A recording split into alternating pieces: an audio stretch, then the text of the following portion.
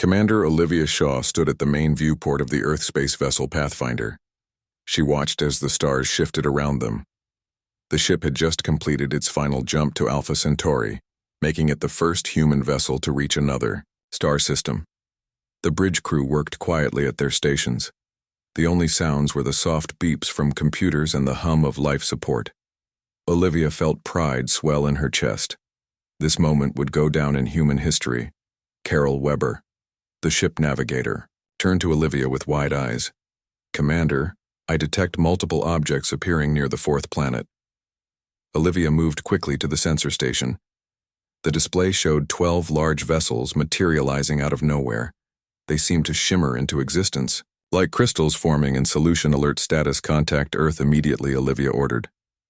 Her voice remained calm, but her heart raced. These were not human ships. Susan Green, the communications officer, tried to send a message but shook her head. "The jump depleted our communication array. We need 6 hours to recharge for a transmission back to Earth." The unknown vessels moved with precision, forming a perfect circle around the Pathfinder lights, pulsed across their crystal surfaces. They were beautiful and terrifying. The main screen flickered, showing a being unlike anything Olivia had seen before. It had iridescent skin that shifted colors with each movement. Its eyes were large and entirely black with no visible pupils. "We are the Krexari," it said in perfect English. "We welcome humans to the stars. We have watched your development with interest." "How are you speaking our language?" Olivia asked, keeping her voice steady. "We have studied your transmissions for decades." The Krexari representative said, "We come with gifts. Technology, energy sources, medical advances, all can be yours for a simple exchange. Mining rights on your red planet." "You call it Mars." Olivia felt unease grow in her stomach. Something felt wrong. The offer was too generous, their appearance too convenient. But refusing first contact with an advanced civilization was not her decision to make. "We appreciate your offer," she said carefully. "I must consult with Earth government before any agreements can be made." "Of course," the Krexari said. The screen went dark on Earth at Luna Defense Base. Lieutenant Kate Miller stared at her sensor readings. Something was wrong. The instruments showed energy spikes near Neptune, but nobody believed her lieutenant. "The equipment is malfunctioning," her supervisor said. "Your readings make no sense. Neptune is dead." "Space," Kate frowned. "I ran 3 diagnostics. The equipment is working perfectly. These readings are real." Her supervisor walked away with an annoyed look. Kate gathered her data and left the monitoring station. She needed to find someone who would listen. Dr. Grace Foster worked alone in her laboratory, surrounded by alien language patterns. She had been the first to decode the mathematical structure behind cosmic background radiation. 3 years ago, she discovered patterns that could only be artificial intelligence messages. Kate knocked on the laboratory door. "Dr. Foster, I need your help." The older woman looked up from her work. Kate noticed the dark circles under her eyes and the coffee cups scattered across the desk. "What is it?" Lieutenant Foster asked. Kate placed her data pad on the desk. "Energy readings from Neptune. Something is hiding there." Foster studied the readings. Her eyes widened. "These patterns, they match the signals I found in background radiation. They are artificial." "What does that mean?" Kate asked. "It means Foster said someone has been watching us, and now they are here." Back at Alpha Centauri, the Krexari diplomatic ship docked with the Pathfinder. Olivia welcomed 3 Krexari representatives aboard. They moved with fluid grace, their skin changing colors in response to the ship environment. "We bring gifts," one said, holding out a small crystal device. "This will improve your communication technology. Allow us to help you contact Earth." Olivia hesitated but accepted the device. Her science officer Patricia Lee examined it and nodded. "It appears compatible with our systems, Commander. Much more advanced, but the interface is remarkably similar to ours, almost. As if it was designed specifically for us." Too convenient, Olivia thought, but she allowed them to install it. The communication came through instantly. Despite the light years of distance, Earth leaders appeared on screen, amazed at the clarity. They listened to the Krexari offer with growing excitement. "We accept," Earth President said, "a historic agreement. Mining rights for technology, a fair exchange. Livia noticed something strange as the treaty discussion continued. The Krexari used phrases and concepts that seemed oddly specific to human thinking. Their knowledge of Earth was too detailed, too perfect, while the diplomats talked. Patricia made a discovery, Commander, she whispered. The crystal technology they gave us, it contains a quantum level code running beneath the communication protocols. I cannot determine its purpose. Run a full isolation scan, Olivia ordered quietly. Before Patricia could respond, the Krexari diplomat turned to her. Our gift causes concern. This is unnecessary. The code is a translation matrix, nothing more. How did you hear us from across the room? Olivia asked. The diplomat had been standing with Earth officials on the other side of the bridge. The Krexari smiled. We have excellent hearing. The treaty signing. We'll proceed on Earth. Celebrations began. The first alien contact resulted in a peaceful treaty. Humanity would enter a new golden age with advanced technology. The Krexari diplomatic fleet entered Earth orbit, welcomed as heroes. Only Kate and Foster remained concerned. Kate had been removed from sensor duty after continuing to report anomalies. Foster worked frantically in her lab analyzing the Neptune readings. The pattern is a countdown. Foster realized suddenly, it's almost at zero. Kate looked at the data. What happens when it reaches zero? Foster looked up with fear. The real fleet arrives. At that exact moment, defense systems across Earth suddenly shut down. Power grids flickered. Communications failed. The Krexari diplomatic ships released a quantum virus that spread through all Earth networks in orbit around Alpha Centauri. Olivia watched in horror as long-range sensors showed hundreds of warships emerging from Neptune's shadow. Their weapons charged, aimed at Earth. Patricia worked desperately at her console. The crystal technology they gave us, it was a Trojan horse. It transmitted our defense codes back to their fleet. Olivia realized the terrible truth. The diplomatic mission was a deception. The real Krexari force had been hiding, waiting for Earth to lower its guard. She had to warn Earth somehow. The Pathfinder weapons officer managed to analyze a damaged Krexari ship that had strayed too close. Their hull has a molecular weakness, she reported. The crystalline structure reacts to a specific frequency that humans can generate, but their systems cannot compensate. For Olivia rushed to the communication array. They had one chance to send a warning along with this discovery. She began transmission. Earth under attack, Krexari. Diplomatic. Mission was deception. Their ships have molecular weakness and hull structure resonates with frequency. The transmission cut off as Krexari weapons hit the Pathfinder. The ship rocked violently. Systems failed. Olivia held onto her console as the bridge erupted in flames. Their first mission to the stars had led to humanity's greatest disaster. The invasion of Earth had begun. 6 months passed since the Krexari invasion began. Earth was no longer the blue planet humans had known for thousands of years. Massive alien structures covered major cities, processing centers. The invaders called them places where humans were evaluated, sorted, and assigned value. Lieutenant Kate Miller led her small group through the ruins of Chicago. They moved at night, staying in shadows, avoiding Krexari patrols. The once magnificent skyline now stood broken. Alien ships hovered above. The processing center in the middle of what was once Grant Park stayed low. Kate whispered to her 5 companions. They crouched behind a collapsed wall, watching as a Krexari patrol floated down the street. The aliens moved on anti-gravity discs there, crystalline armor catching moonlight. When the patrol passed, Samantha Webb spoke softly. We need to find food soon. Our supplies will last only 2 more days. Samantha had been a high school chemistry teacher before the invasion. Her knowledge of chemical compounds had saved the group many times. She could identify safe water sources and create distractions using common materials. Diane Rodriguez nodded in agreement. The former Marine had become their security expert. Her tactical skills kept them alive through countless close calls. We should check the old grocery warehouse on Dearborn. It was mostly intact last time we passed it. The group moved carefully through the ruins. Buildings that once housed thousands of people now stood empty or served as Krixari storage facilities. The aliens had systematic approach to conquest. Kate had observed. Their pattern never changed. Clear a city sort. The humans harvest resources, move to next target. The warehouse appeared untouched from outside, but Kate knew appearances meant nothing in this new world. Diane took point weapon ready as they entered through a loading dock. The interior was dark, smelling of dust and forgotten things. Light sticks, only Diane ordered. They could not risk flashlights that might attract attention. The group spread out, searching for anything useful. Canned food, medicine, clothing all became treasures in the occupied world. Samantha called out softly from a back room. Her voice excited Kate. "I found something." The group gathered around a small storage office.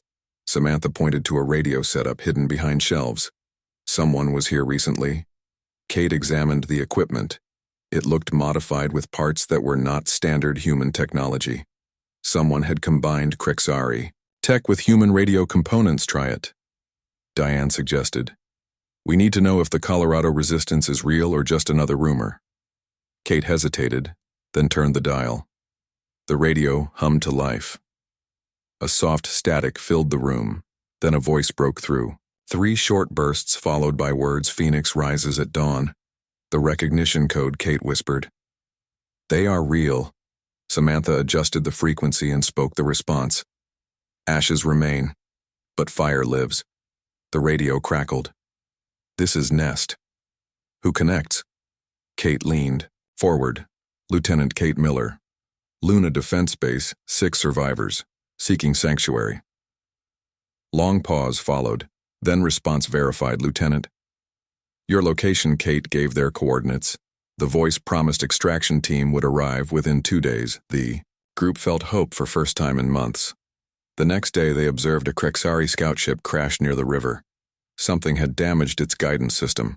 The ship lay half submerged, leaking strange blue fluid into the water. Diane studied it through binoculars. "That ship is mostly intact. We could learn from it. It could be a trap." Beth Porter warned. The youngest member of their group had been a college student when the invasion began.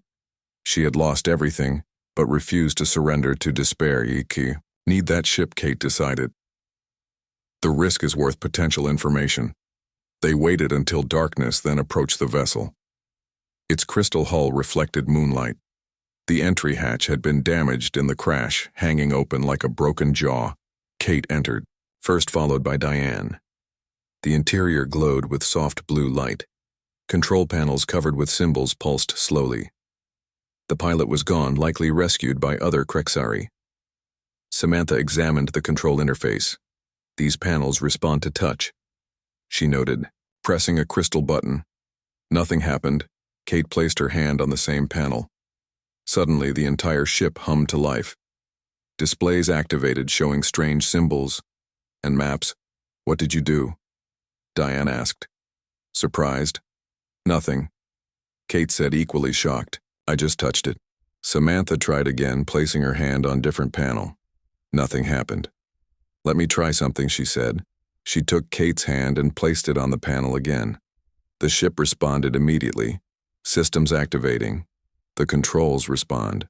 "To you specifically," Samantha said, fascinated. "Something about your neural pattern." They explored further, discovering the ship contained data storage crystals. Kate could activate them by touch, while others could not. The implications were enormous. Human neural patterns could interface with Krixari technology, but not all humans. Only certain ones. The ship suddenly shook. Diane looked outside. "Krixari patrol approaching. We need to leave now." They grabbed what crystals they could and fled moments before Krixari reinforcements arrived. They watched from hiding as aliens surrounded the crashed ship. 2 days later, as promised, the extraction team arrived. 3 battle-hardened fighters led by a woman named Laura Voss. "We come from Colorado Resistance," she explained. "Dr. Foster sent us specifically to find you." Lieutenant Miller. Kate was surprised. "Dr. Foster is alive." "Very much so," Laura confirmed.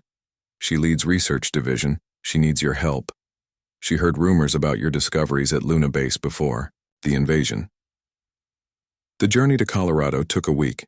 They traveled at night using underground tunnels where possible, avoiding major roads and Krixari strongholds.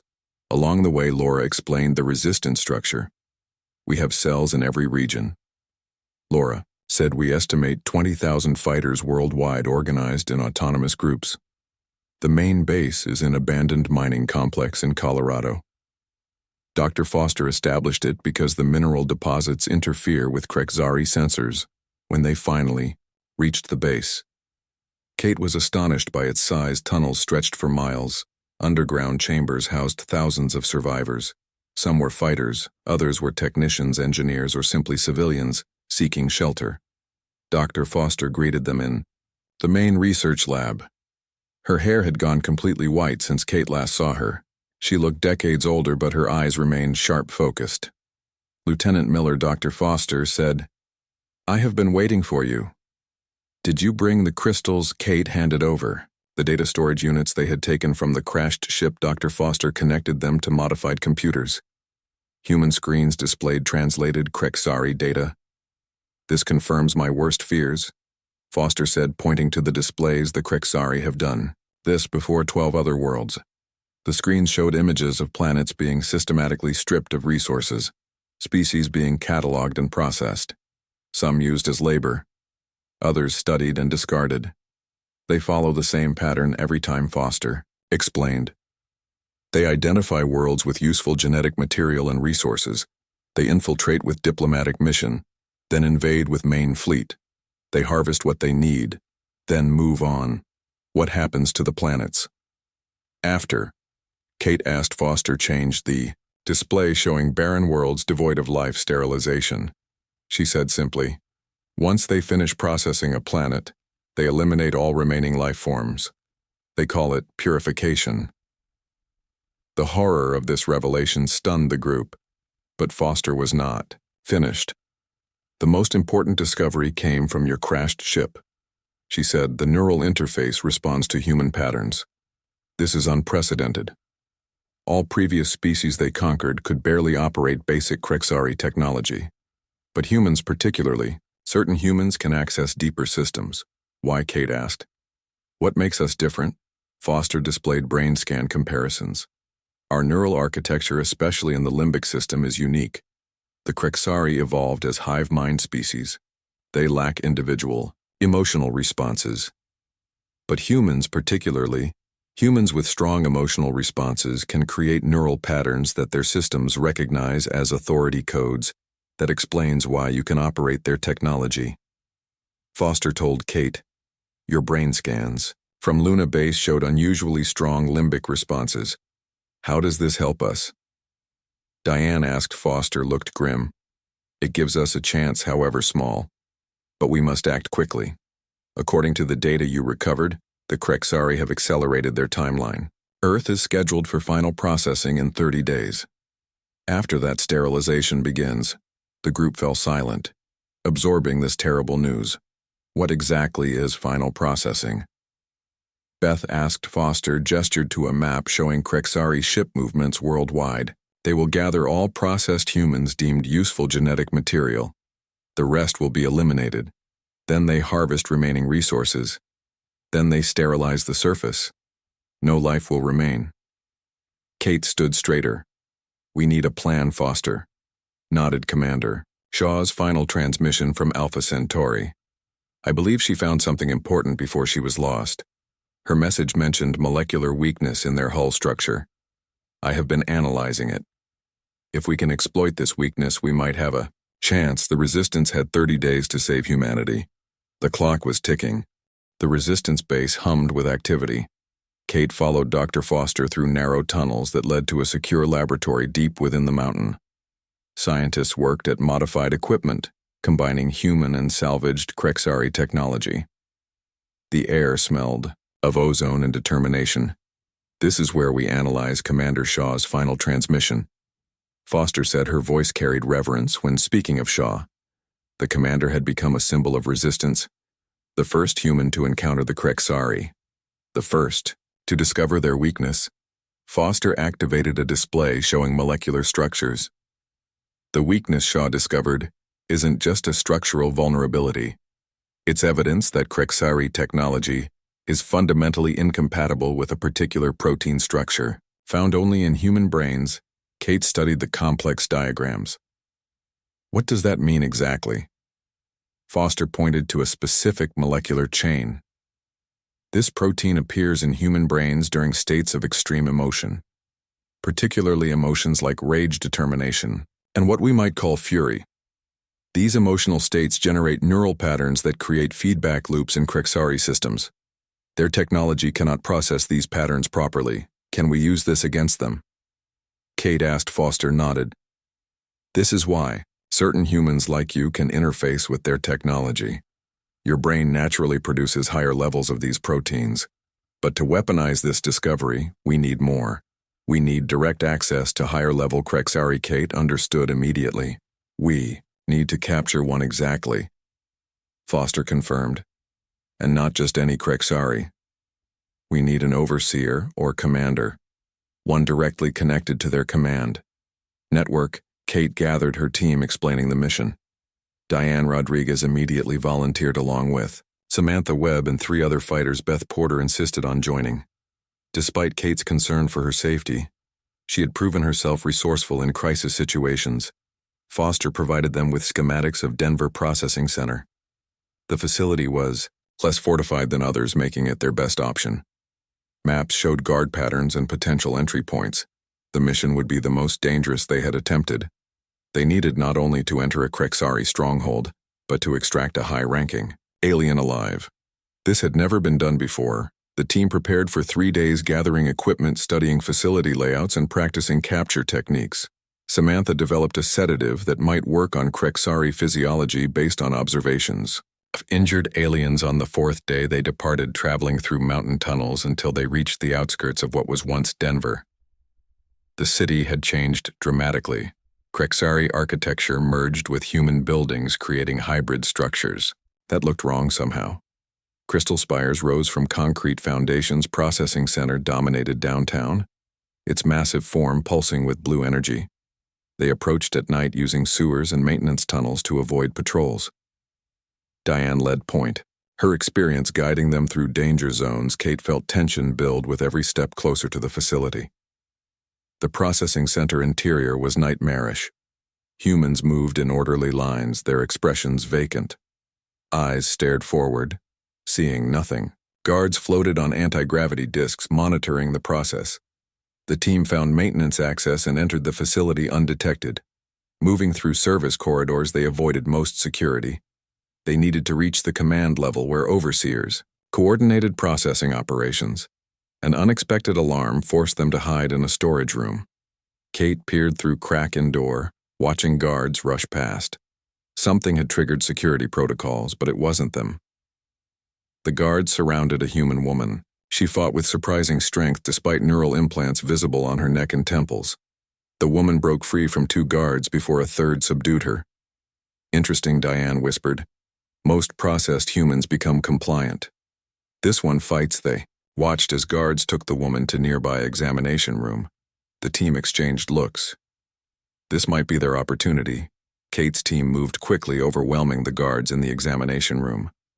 The woman looked at them with intelligent eyes. Unlike the vacant stares of processed humans. "Who are you?" she asked. Her voice rasped as though unused to speaking. Kate explained quickly.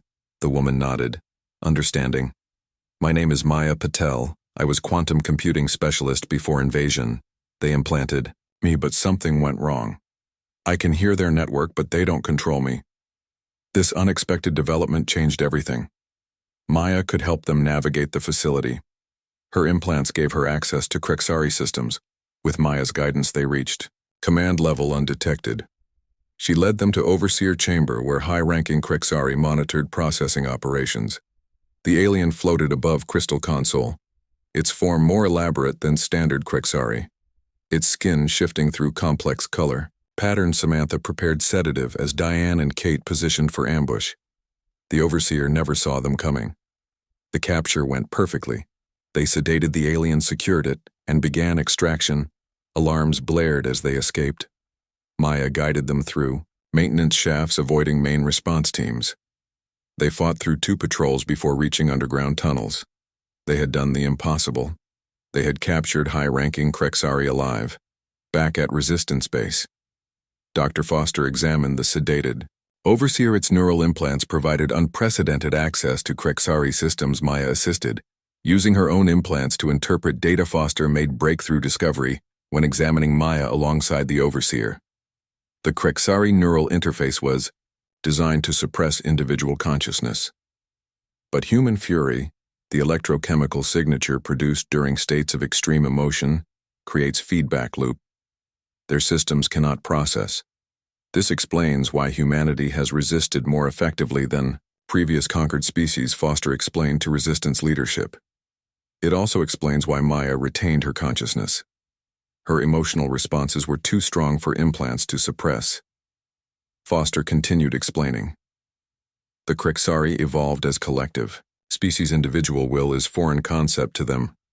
They cannot comprehend or counter the biochemical processes that drive human emotional states, particularly our capacity for righteous anger. Can we use this? Kate asked. What Maya has against all of them. Foster nodded, excitement clear in her tired eyes.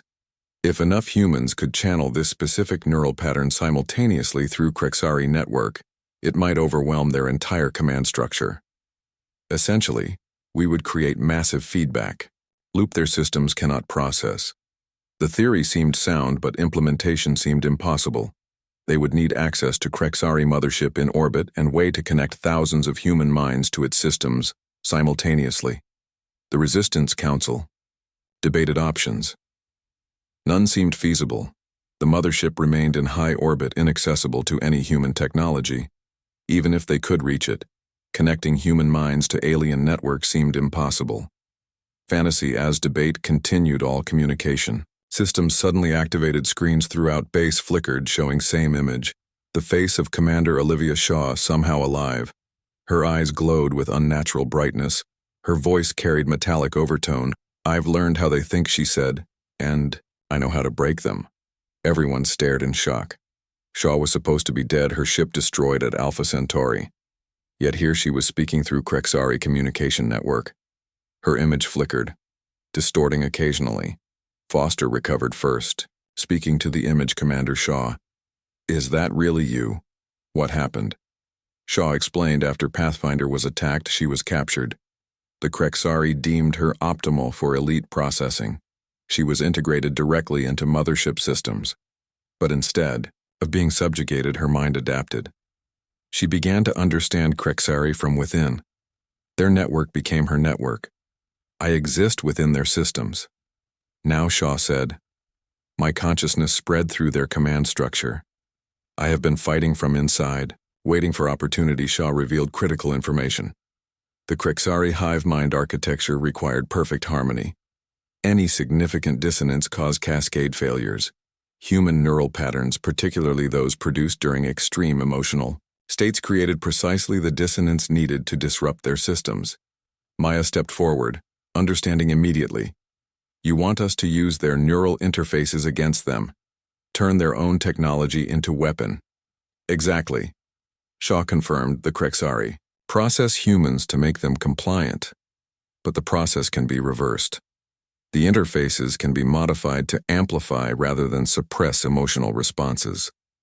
When activated simultaneously, the feedback would travel through their network like virus. Kate grasped the implications. We could free processed humans and use their connection to attack.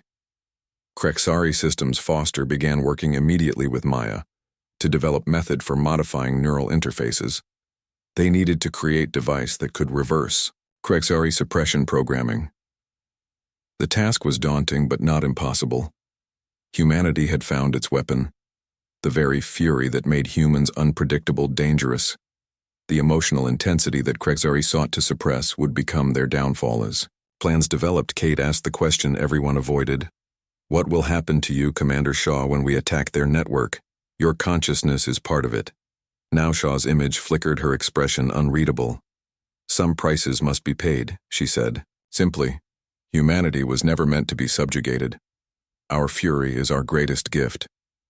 The transmission ended, leaving Resistance with clear path forward. The counterattack would require perfect coordination between resistance cells on 6 continents. Teams would infiltrate processing centers worldwide and modify neural interfaces. Foster and Maya worked tirelessly developing the technology, while Kate and Diane. Resistance fighters gathered in the main chamber of Colorado Base. Kate stood before them explaining the mission details. Maps showed processing centers worldwide, marked with red targets. Their plan required simultaneous attacks on 6 continents. All would need to succeed. Commander Shaw's digital presence had provided detailed information about Krexari systems' vulnerabilities. Through her, they learned the aliens relied on central network connecting all operations. Each processing center served as node in this network. The mothership in orbit controlled everything. Dr. Foster and Maya Patel demonstrated the device they had developed. A small crystal emitter modified from Krexari technology. Its purpose was simple but revolutionary.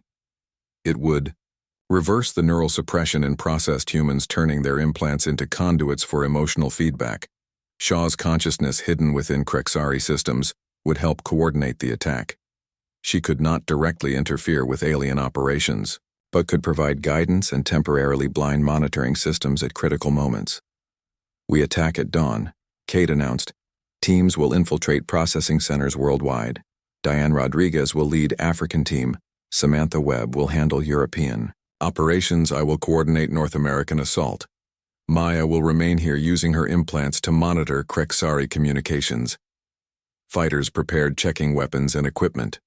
The plan had many risks, but no alternatives remained. Humanity faced extinction. The 30-day countdown to planetary sterilization had reached final week. Kate found Dr. Foster alone in laboratory. The scientist looked exhausted. She had barely slept since Shaw's transmission. "Will it work?" Kate asked. Simply. Foster looked up from her work. "It should. The science is sound." The Krexari never anticipated their technology could be turned against them. They consider emotions weakness, not strength. Their greatest mistake. Kate nodded. "That still leaves problem of mothership. Even if we succeed at processing centers, the command ship remains in orbit beyond our reach." Foster hesitated before speaking. "I discovered something disturbing about Commander Shaw. Her consciousness hasn't just infiltrated Krexari network, she's become something new. Neither human nor Krexari. She exists as digital entity spread throughout their systems, fighting lonely war from within for months." "What does that mean for our plan?" Kate asked. "The disruption would destroy Krexari systems," Foster explained, "but it would also erase whatever remains of Shaw. She knows this. She has sacrificed herself." The revelation weighed heavily on Kate. Shaw had found way to continue fighting even after physical death. She had become something unprecedented in human history, a consciousness living within enemy systems. A ghost in alien machine dawn approached. Resistance teams worldwide moved into position. Kate led her group through tunnels beneath Chicago Processing Center. Their objective was Central Interface, chamber where thousands of humans lay in suspension, their minds partially integrated into alien network.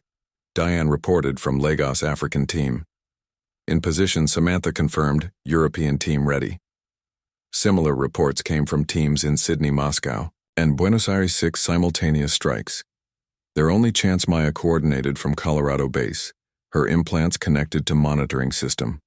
She would track operation progress and alert teams to Krexari countermeasures. Her voice guided them through encrypted communications. Kate checked her watch. The synchronized attack would begin in 3 minutes. Fighters took final positions. Now, Maya said simply, the teams moved as one. Kate led Chicago assault, overwhelming initial Krexari guards.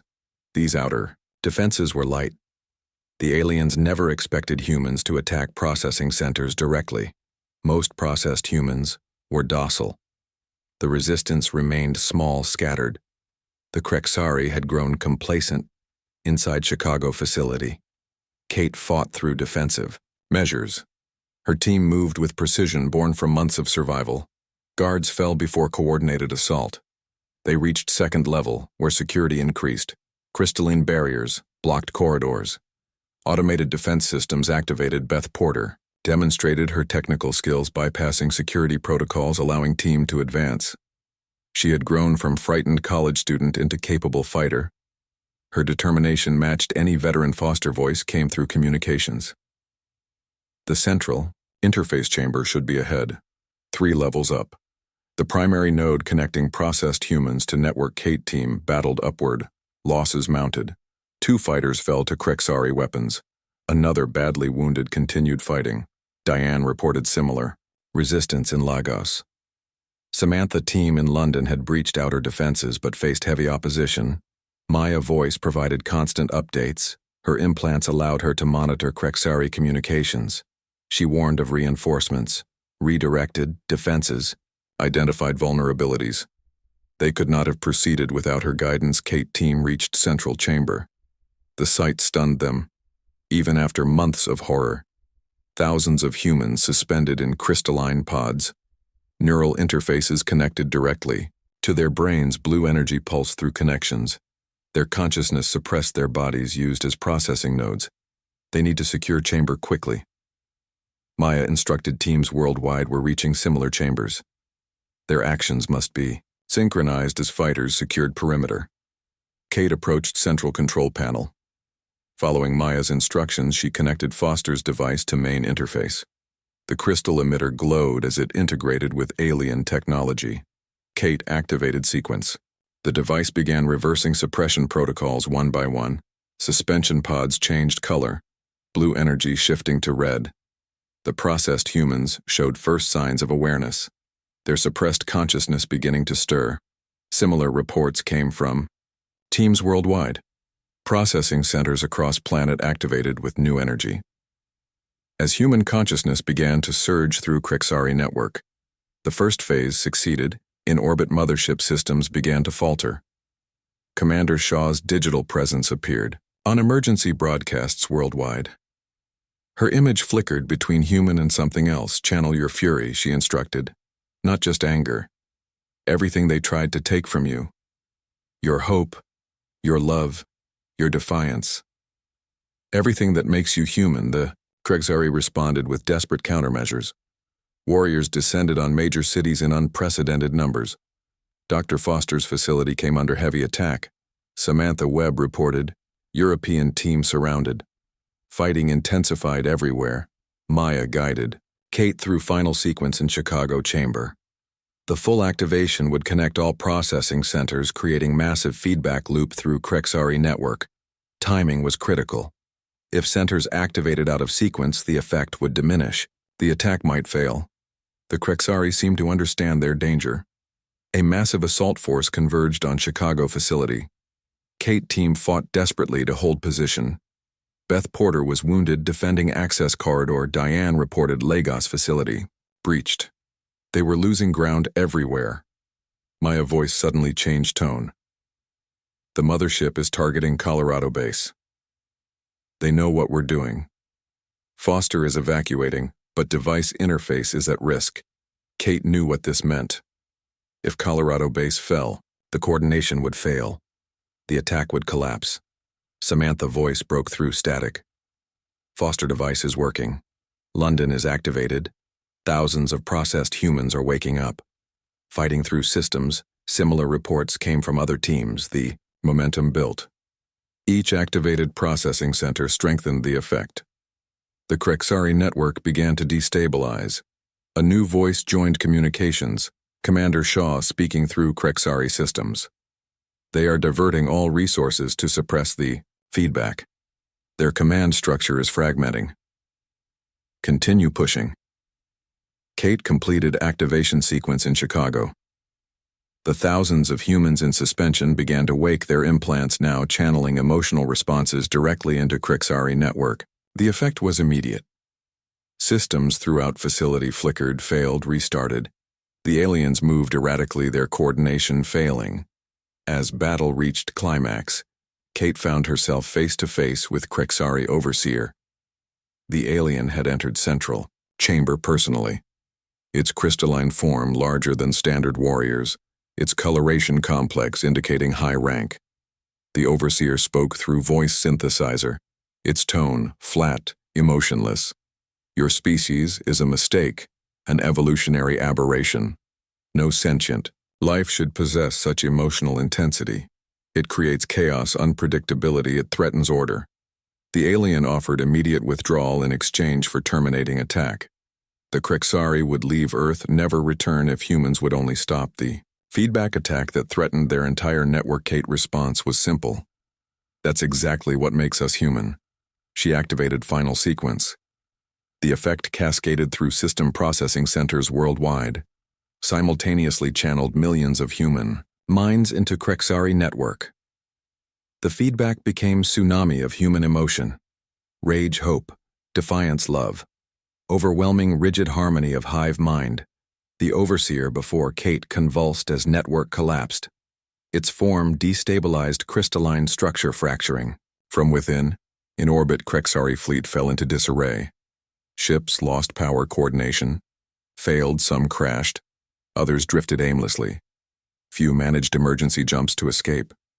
The mothership itself began to break apart, massive sections falling toward Earth, burning in atmosphere like falling stars.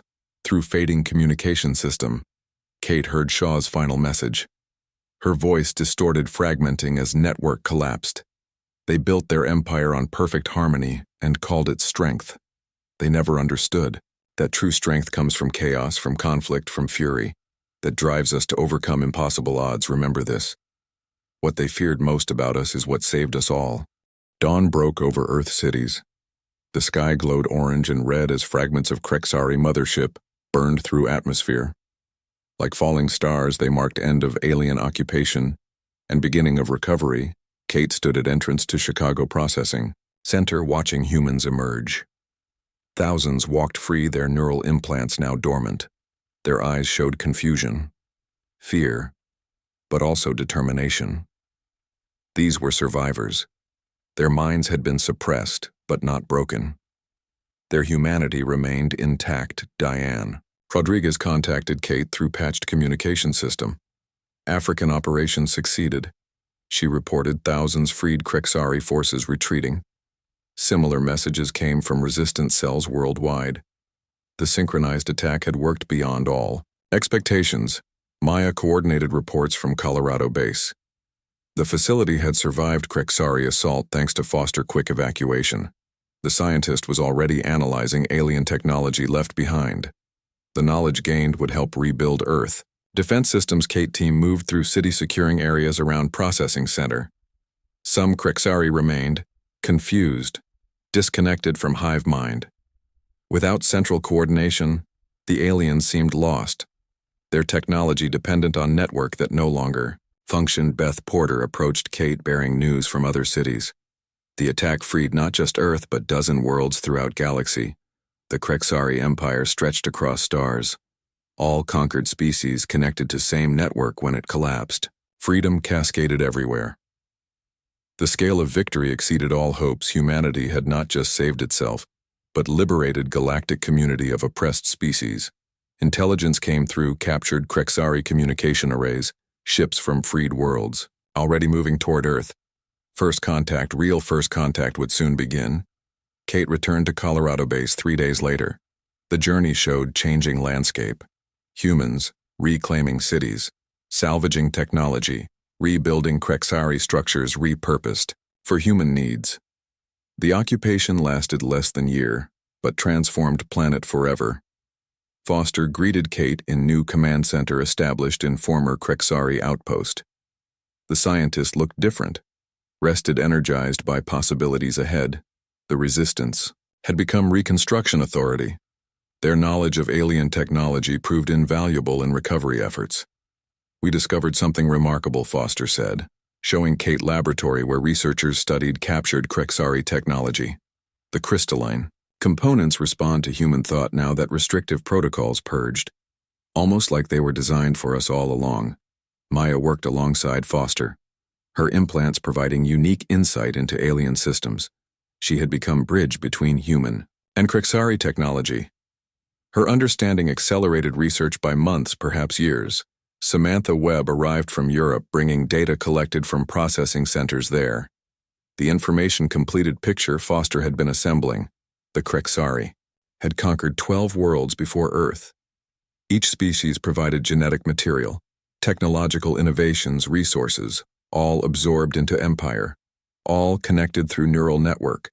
The question remained, why Earth was different, why humans alone could resist, why our neural patterns created feedback their systems could not process. Foster theory emerged from research. The Krexari evolved as collective species. Their development followed logical, predictable path. They valued harmony, efficiency, order. Above all, they conquered to expand perfect. Their collective emotions represented chaos and efficiency. They suppressed them whenever found humans evolved differently. Our survival required adaptability, creativity, emotional responses. Our chaotic development produced minds that could imagine alternatives, consider possibilities, generate solutions outside logical progression. This made us unpredictable, dangerous to order. Krexari sought to impose. They built their empire, assuming all sentient life followed. Similar evolutionary path, Foster explained. They never encountered species like humans before. Species whose strength came from very chaos. They despised. Recovery teams discovered intact memory cores from crashed Krexari ships. Kate authorized expedition to retrieve them. The cores contained vast archives of information, historical records, scientific knowledge, star maps, technologies beyond human development. The knowledge would accelerate Earth recovery by centuries. 2 weeks after victory, representatives from former Krexari subjects arrived. Their ships entered Earth orbit, cautiously transmitting peaceful intentions. Their appearance varied widely. Some resembled Earth life, some defied description. All shared common experience: liberation from Krexari, control. All sought alliance with humans, the species that accomplished what none thought possible. The first delegation landed near rebuilt United Nations facility in New York. Their leader addressed assembled human representatives. We watched helplessly as Krexari conquered our worlds, suppressed our development, harvested our resources. We believed resistance impossible until we witnessed humans, your species' emotional intensity, your individualism, your fury broke chains that bound galaxy. The delegate presented gift star charts showing hundreds of worlds once part of Krexari domain, now free, seeking new future. The galaxy opened to humanity, not as conquered species, but as liberators. The emotional nature that Krexari sought to suppress became humanity's greatest strength and galaxy salvation. Kate observed ceremony from distance. Her role in liberation acknowledged but publicity uncomfortable. She preferred practical work, helping reconstruction, studying alien technology, building defenses. Against future threats, the universe contained many unknowns. Humanity needed preparation. Maya approached with important discovery. In salvaged memory core, they found fragment of Commander Shaw's consciousness. Mere echo of original, but enough to communicate. Shaw's final gift was technical specifications for interstellar communication network. Using modified Krexari technology, humans could establish instant contact with allied worlds. With this discovery, Earth position among stars secured communication, led to cooperation, knowledge exchange, defense agreements. The species once subjugated by Krexari formed coalition of free worlds with Earth as respected member. 1 year after invasion, Kate stood atop rebuilt Chicago Tower, looking at night sky now, filled with meaning. The stars represented not just distant lights but worlds where allies lived, where human ships might travel, where former Krexari subjects rebuilt their societies. Foster joined her carrying datapad showing latest research. Her team had developed new technologies based on recovered Krexari systems. The crystal components once used for subjugation now powered clean energy systems, communication networks, medical devices. Diane approached with tactical update defense grid, expanded using modified alien technology. Earth prepared for any future threats. The painful lessons of Krexari invasion ensured humanity would never again be caught unprepared. Beth completed group bringing news from diplomatic corps. New species, contacted each day. The coalition grew stronger, united by shared experience of liberation. The galaxy entered unprecedented era of cooperation exchange. Growth Kate reflected on journey from that first moment when Pathfinder reached Alpha Centauri. Through horror of invasion, desperate resistance, final victory. The cost had been enormous, the transformation complete. Earth would never return to isolated existence. Humanity had found its place among stars. Beyond atmosphere, salvaged Krexari ships now carried human crews, their crystal hulls modified to respond to human control. Their navigation systems plotting courses to distant stars, Earth rebuilt its cities stronger than before. Incorporating alien technology with human creativity, combining strength of both former processing centers became learning facilities where humans studied recovered knowledge. The very places designed to suppress humanity now fostered its greatest advancement. The irony would not be lost on Krexari if any remained. To observe most important change came in human understanding. Through recovered archives, they learned their place in galaxy, their potential, their responsibility. The emotional nature once considered primitive now recognized as powerful force. Evolution had taken different paths across stars, each valuable, each contributing to greater whole Maya coordinated communication with coalition worlds. Her unique perspective bridging cultures. The neural implants once tools of control became means of connection, understanding growth. She represented new generation born from conflict hybrid in thinking, unlimited by traditional boundaries, as night deepened. Kate team gathered around memorial established for those lost in struggle. Commander Shaw's name held, place of honor. Her sacrifice made victory possible. Her consciousness gone, but legacy remained in every communication, every advancement, every free breath taken on dozen worlds. Final piece of recovered data revealed Krexari, origin. Their evolution, from simple collective organisms. Their development of technology to enhance natural telepathic abilities. Their fear of emotional species, whose unpredictable nature threatened perfect order. They sought to create galaxy in their image. Controlled, predictable, emotionless. They never understood, Kate said looking at stars, that true strength comes from diversity, from challenge, from overcoming, from fury that drives us beyond limitations. They built fleets for war, but could not comprehend emotion that makes war meaningful. Freedom worth. Fighting for worth dying for. The team raised glasses in silent tribute. To fallen comrades. To Commander Shaw. To humanity itself. In deep space, fragment of Shaw. Consciousness survived. Stored in memory crystal. Recovered from mothership debris. Her final message reached Earth through coalition communication network, simple yet profound.